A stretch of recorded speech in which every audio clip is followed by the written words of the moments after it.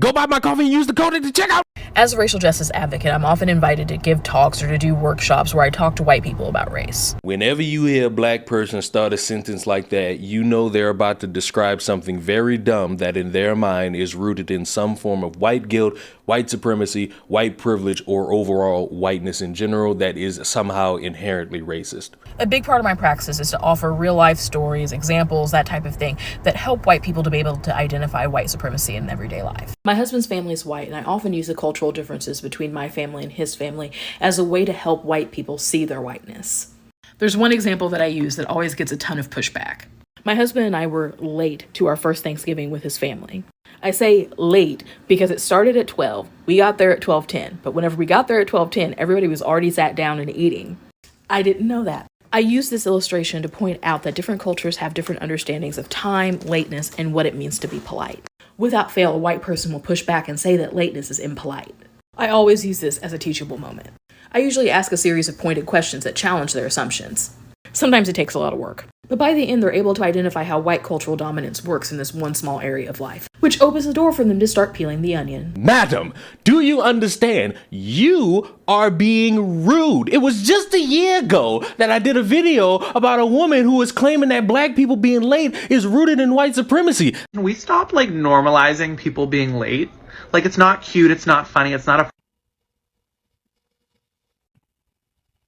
When y'all are ready to learn about the connections between this, and the white American cultural norm with obsessing over being on time, please let me know.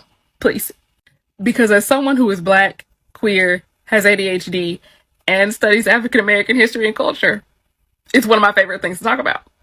It's going to be so much fun. But until then, we could just keep acting like that's a completely harmless opinion that has no historical context whatsoever.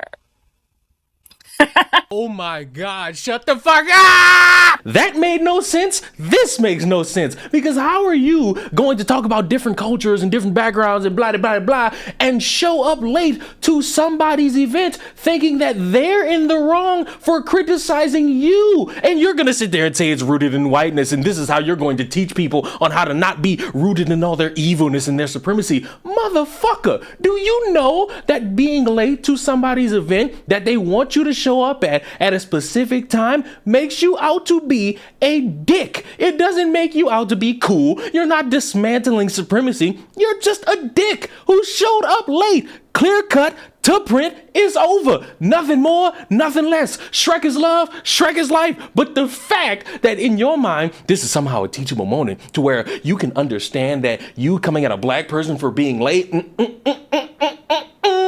you shouldn't do that, because you have to understand we all have different perceptions of time, because time is somehow a man-made construct made by all the white people to try to chastise black people on how to be late. See how fucking stupid I sound in just 5 fucking seconds? Imagine somebody actually be taken seriously to the point where they say out of their own mouth they go to places to teach white people this shit. And somebody critiqued her on this and she decided to respond, which completely contradicts the whole thing.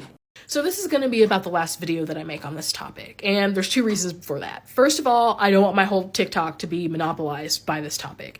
Now, there are a couple of drafts that I have that I might go ahead and finish, but after that, I'm finished. The second reason is because y'all are wearing me slick. Now, I don't know if y'all are intentionally trying to misunderstand what I'm saying, or if it's just really that hard for you to get out of your own perspective and to realize that your own view of the world isn't universal. But whatever it is working my nerve. Comments like this show a complete and utter unwillingness to take another person's perspective. People view time differently. Your view of time is not universal.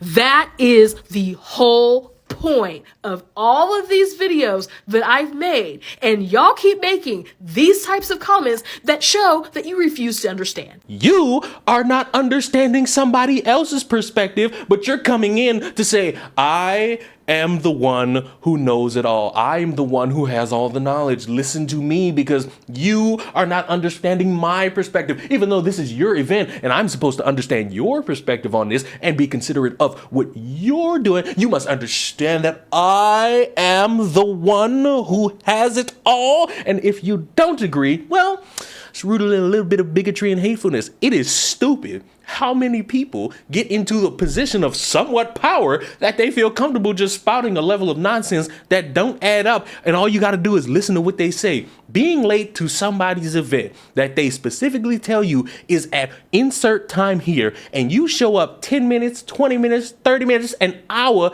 is rude. It don't matter if you're Asian, Chinese, Japanese, Turkish, Swedish, from Afghanistan, you are American white, you are American black. It don't matter. It's rude. And you know the way to solve that?